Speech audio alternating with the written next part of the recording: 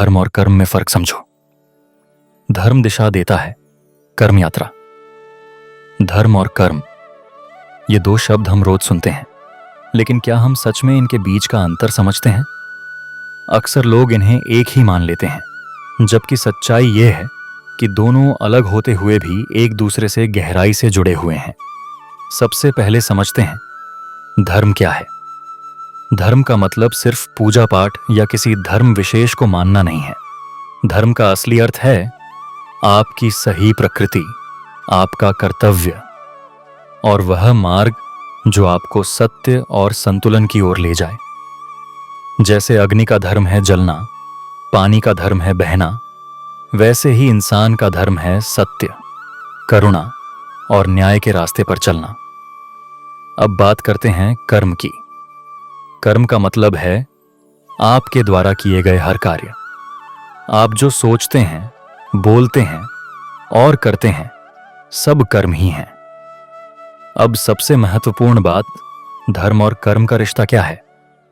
धर्म आपको यह बताता है कि क्या सही है और क्या गलत है, और कर्म यह तय करता है कि आप वास्तव में क्या करते हैं। धर्म दिशा देता है, कर्म क्रिया करने से बनता है। अगर आपके कर्म आपके धर्म के अनुसार हैं, तो जीवन में संतुलन, शांति और संतोष आता है। लेकिन अगर आपके कर्म आपके धर्म के खिलाफ हैं, तो अंदर संघर्ष, असंतुलन और अशांति पैदा होती है। आज के समय में सबसे बड़ी समस्या यही है कि लोग कर्म तो कर रहे हैं, लेकिन धर्म को समझे बिना। इसलिए सफलता मिलने के बाद भी संतोष नहीं मिलता। उदाहरण के लिए, अगर कोई व्यक्ति सिर्फ पैसे कमाने के लिए गलत रास्ता अपनाता है, तो उसका कर्म तो हो रहा है, लेकिन वह धर्म के विरुद्ध है। और यही कारण है कि अंदर कहीं ना कहीं बेचैनी बनी रहती है। शास्त्रों में कहा गया है, धर्म के अनुसार किया गया कर्म ही सच्चा कर्म है।